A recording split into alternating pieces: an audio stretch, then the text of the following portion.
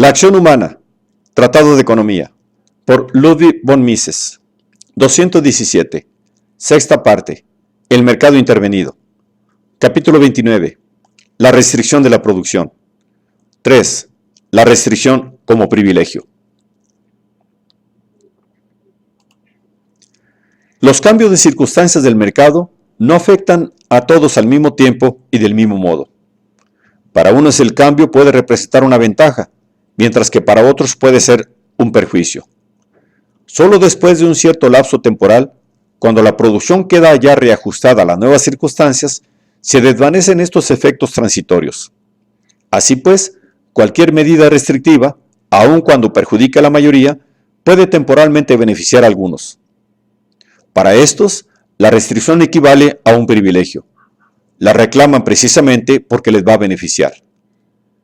También aquí el ejemplo más notable nos lo proporciona el proteccionismo.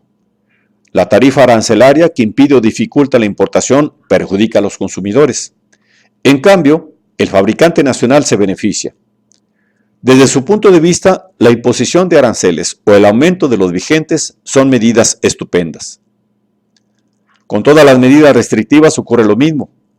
Si el gobierno limita la actividad de las grandes sociedades y negocios, mediante órdenes directas o a través de la discriminación fiscal, se refuerza la posición competitiva de las empresas de menor tamaño. Si se pone trabas al funcionamiento de los grandes almacenes y de los establecimientos en cadena, los pequeños comercios se benefician.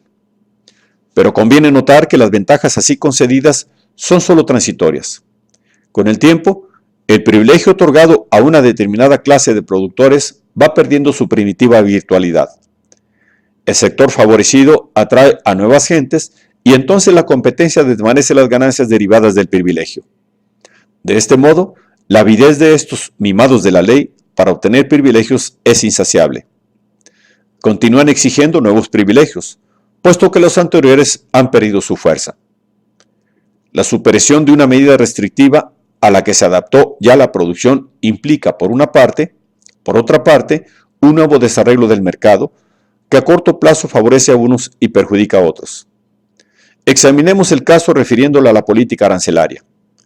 Hace años, digamos en 1920, Ruritania implantó tarifas prohibitivas sobre la importación de cuero. Ello supuso enorme ventaja para las empresas ruritanas dedicadas a los curtidos. Pero más tarde, a medida que se establecían nuevas tenerías, las ganancias extraordinarias que en 1920 y años sucesivos conseguían los curtidores fueron paulatinamente desvaneciéndose. Pronto resultó que no se había hecho más que desplazar una parte de la industria mundial del cuero de los lugares donde tenían mayor productividad por unidad de inversión hacia Ruritania, donde los costes de producción eran más elevados. Los ruritanos pagaban los curtidos a precios superiores a como lo harían si las tarifas arancelarias no se hubieran implantado. Y como se destinaba en Ruritania más capital y trabajo a la producción de cuero de lo que habría ocurrido bajo un régimen de libre comercio, otras industrias nacionales trabajaban menos o en todo caso se hallaban congeladas. Se importaba menos cuero y por tanto también se exportaba menos cantidad de productos ruritanos. El volumen del comercio exterior de Ruritania se había contraído. Nadie, ni dentro ni fuera del país, derivaba ya ventaja alguna del mantenimiento del arancel. Antes, al contrario, toda la humanidad se perjudicaba por el descenso de la producción mundial.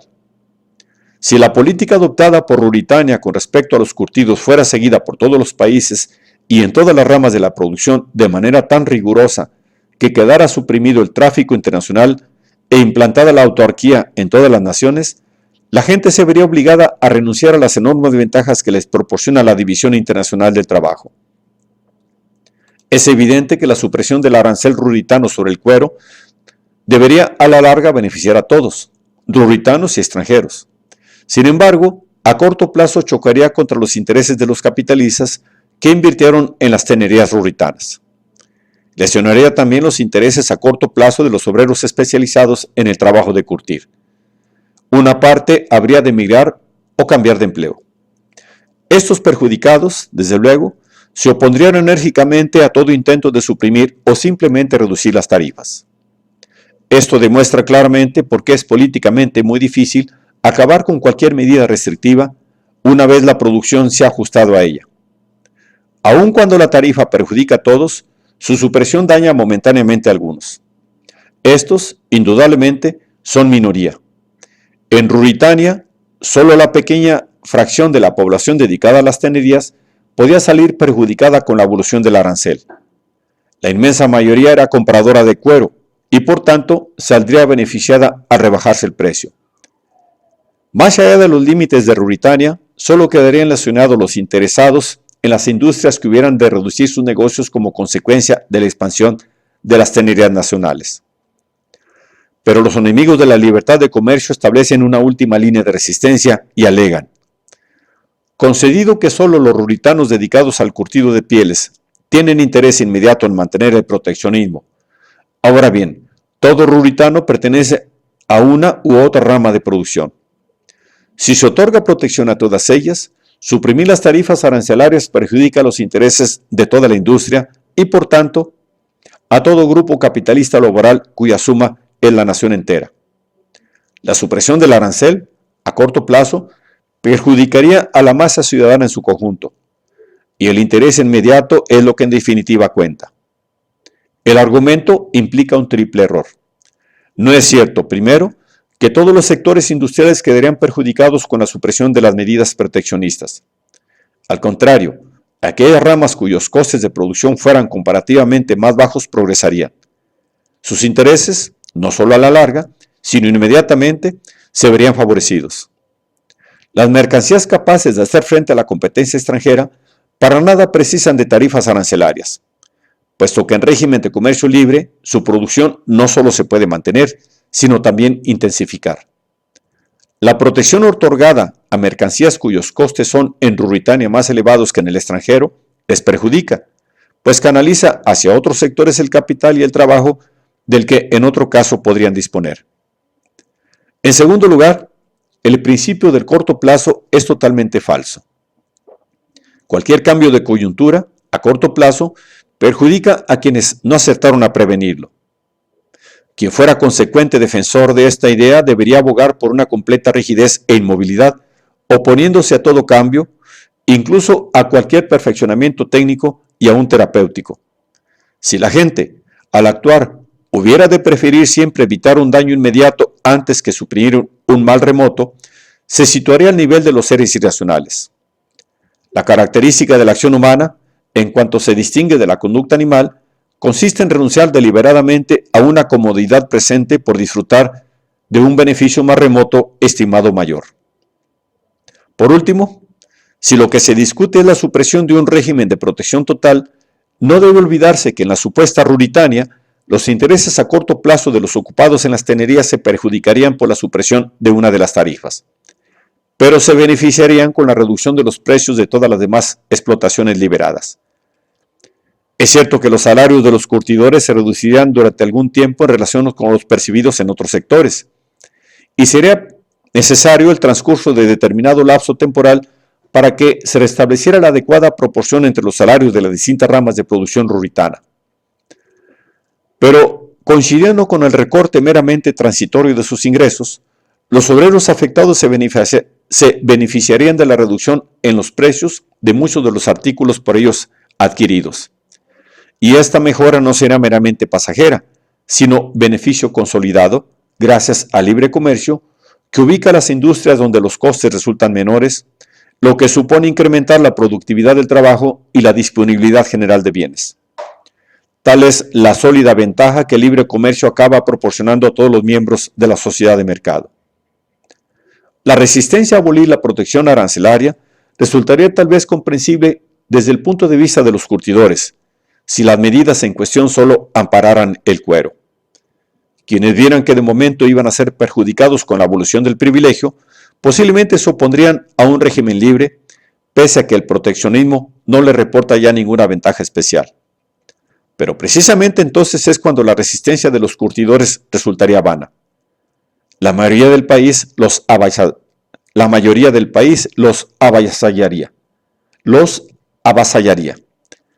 Lo que fortalece las filas de los proteccionistas es el hecho de que el arancel sobre el cuero no es una excepción, sino que son muchos los rectores industriales que se hallan en semejante posición y que igualmente rechazan la abolición de las respectivas tarifas que a ellas las amparan. Naturalmente, no se trata de un trust basado en intereses comunes. Cuando todos se hayan protegidos en igual medida, todos pierden como consumidores tanto como ganan a título de productores.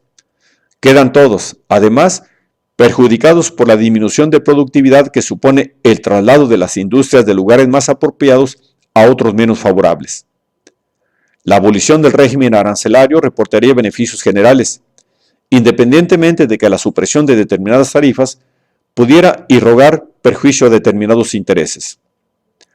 Pero este perjuicio quedaría inmediatamente compensado, al menos en parte, por la abolición tarifaria sobre los productos que la gente adquiriera y consumiera. Muchos consideran la tarifa proteccionista como si fuera un privilegio concedido a los asalariados del país, que les proporciona un nivel de vida superior al que disfrutarían bajo el libre cambio. Esta idea prevalece no solo en los Estados Unidos, sino también en cualquier estado del mundo donde el salario medio real es superior al de otros lugares.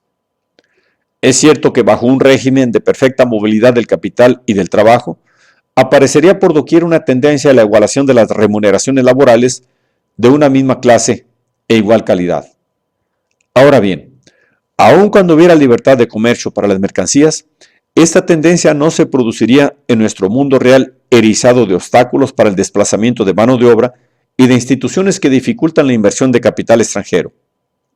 La productividad marginal del trabajo es superior en Estados Unidos que en la India, porque el capital por trabajador invertido es mayor y porque, además, a los obreros indios se les impide el desplazamiento a América, prohibiéndoles competir en ese mercado laboral. No es necesario discutir ahora si los recursos naturales de América son más abundantes que los de India, ni tampoco si el obrero indio es racialmente inferior al americano. Porque, con independencia de estos hechos, otras circunstancias institucionales, contrarias al libre desplazamiento del capital y del trabajo, bastan para explicar la ausencia de aquella tendencia igualitaria. Y como quiera que la abolición del arancel americano no modificaría esta doble realidad, en modo alguno podría su supresión influir en sentido adverso sobre el nivel de vida del asalariado estadounidense. Al contrario, dado que se haya seriamente dificultado el libre desplazamiento de trabajadores y capitales, la transición al libre comercio de mercancías por fuerza habría de elevar el nivel de vida americano. Las industrias en que los costes americanos fueran más altos, productividad americana inferior, se contraerían, y los de costes menores, productividad mayor, se incrementarían. Bajo un régimen de mercado libre, los relojeros suizos incrementarían sus ventas en Estados Unidos y los relojeros americanos reducirían las suyas. Pero ello es solo una de las facetas del libre comercio. Al producir y vender más, los suizos también ganarían y comprarían más.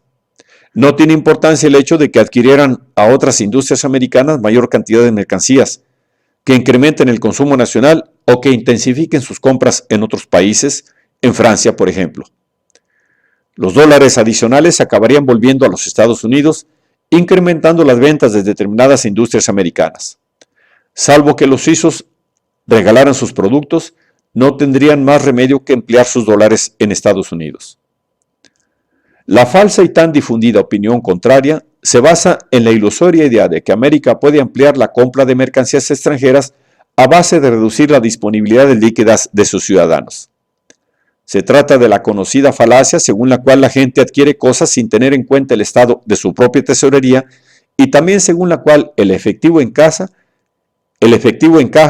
es el remanente no gastado una vez realizadas todas las compras apetecidas. Más arriba demostramos el error de esta doctrina típicamente mercantilista. El efecto de las tarifas arancelarias en el campo de los salarios y el nivel de vida de los asalariados es algo totalmente distinto. En un mundo en el que las mercancías circulan libremente, mientras se obstaculizan los movimientos de personas y capital extranjero, prevalece una tendencia al establecimiento de una determinada relación entre los salarios que se pagan por el mismo tipo y calidad de trabajo en varios países. No se da, ciertamente, una tendencia hacia la igualación de los salarios. Pero el precio final de estos en diversos países se hallaría en una cierta relación numérica. Este precio final se caracterizaría por el hecho de que todo el que deseara trabajo lo encontraría, y todo el que buscara mano de obra la tendría en la cuantía deseada. Habría pleno empleo. Imaginemos que solo existen dos países, Ruritania y Laputania. En Ruritania, los salarios finales son el doble de los de Laputania.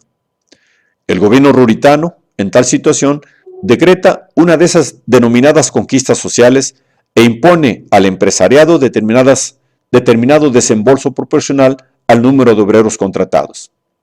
Reduce, por ejemplo, la jornada laboral sin permitir el correspondiente recorte de los salarios.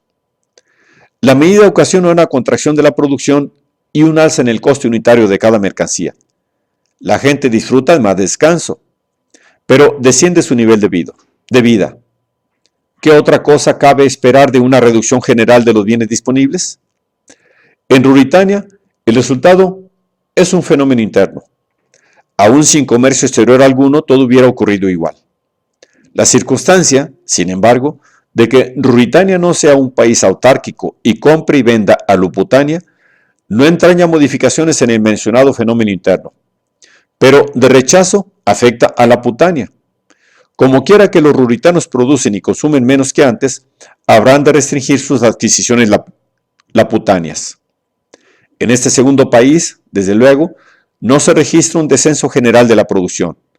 Algunas de sus industrias, sin embargo, que trabajan para la exportación, habrán de renunciar al mercado ruritano, colocando sus productos en el propio mercado. Laputania verá descender el volumen del comercio exterior. Quiera o no quiera, se hará más autárquica. Para los proteccionistas esto será una ventaja, pero en realidad no significa sino que se ha reducido el nivel de vida. Unas mercancías fabricadas a mayor coste sustituyen a otras menos costosas. A Laputania le ocurre lo que experimentarían los naturales de un país autárquico si un cataclismo redujera la productividad de alguna de las industrias locales. Todo el mundo queda afectado, bajo un régimen de división del trabajo, si se reducen las aportaciones con que la gente contribuye a abastecer el mercado. Pero esas tan inexorables consecuencias finales de la política supuestamente social de Ruritania no afectan a todas las industrias de Laputania, ni del mismo modo ni al mismo tiempo. Ciertos lapsos temporales habrán de transcurrir antes de que las dos economías se ajusten a la reducción de la producción ruritana. Los resultados a corto plazo son distintos de los que a la larga se producirían y sobre todo resultan más espectaculares. Nadie puede dejar de percibir aquellos, mientras que de los segundos solo se percata el estudioso. No es difícil ocultar al común de las gentes las consecuencias producidas a la larga. Pero por lo que se refiere a las inmediatas, algo debe hacerse para impedir que se desvanezca prematuramente el entusiasmo en favor de aquella infecunda legislación social. El primer efecto a corto plazo que aparece es la debilitación de la capacidad competitiva de algunos sectores industriales de Ruritania frente a los de Laputania. El incremento de dichos costes hace que suban los precios en Ruritania, abriendo mercados a los fabricantes laputanios. La verdad es que se trata tan solo de un efecto momentáneo. En definitiva, el total de las ventas laputanias habrá de reducirse. A pesar del descenso general de las exportaciones laputanias a Ruritania, es posible que algunas industrias laputanias a la larga incrementen sus ventas. Esto dependerá de la nueva configuración de los costes comparativos. Ahora bien, no existe una conexión necesaria entre los efectos a corto plazo y a largo plazo. Los reajustes del periodo de transición provocan situaciones que varían incesantemente y que pueden diferir por completo del resultado final. Y, sin embargo, la escasa perspicacia de la gente únicamente atisba los efectos a corto plazo. Comprueban que los hombres de negocios se quejan de las nuevas leyes ruritanas que permiten a los laputanios hacerles la competencia tanto en Ruritania como en Laputania. También advierten que ciertas industrias del país han de cerrar y dejar a los obreros sin trabajo. Y comienzan a sospechar que algo debe estar mal en las doctrinas de los autodenominados amigos no ortodoxos del trabajo. El cuadro cambia completamente si en Ruritania se implanta una tarifa suficientemente elevada como para impedir a los laputanios, incluso temporalmente, intensificar sus ventas en el mercado ruritano. En tal supuesto, los intensos y espectaculares efectos a corto plazo de la mencionada conquista social quedan enmascarados de tal suerte que la gente no los percibe. Los efectos a largo plazo son, desde luego, inevitables, provocados por una invariable cadena de eventos a corto plazo que impresionan menos al no ser tan llamativos. Las supuestas ventajas sociales derivadas de la reducción de la jornada laboral no se ven degradadas por hechos que todos, especialmente los obreros en paro, considerarían altamente perjudiciales. Lo que fundamentalmente hoy se pretende mediante las barreras arancelarias y demás medidas proteccionistas es ocultar los efectos reales de las políticas intervencionistas diseñadas para elevar el nivel general de vida de las masas. El nacionalismo económico es el obligado corolario de esa política intervencionista tan popular que asegura estar incrementando el bienestar de la clase trabajadora cuando realmente lo que hace es dañarla gravemente.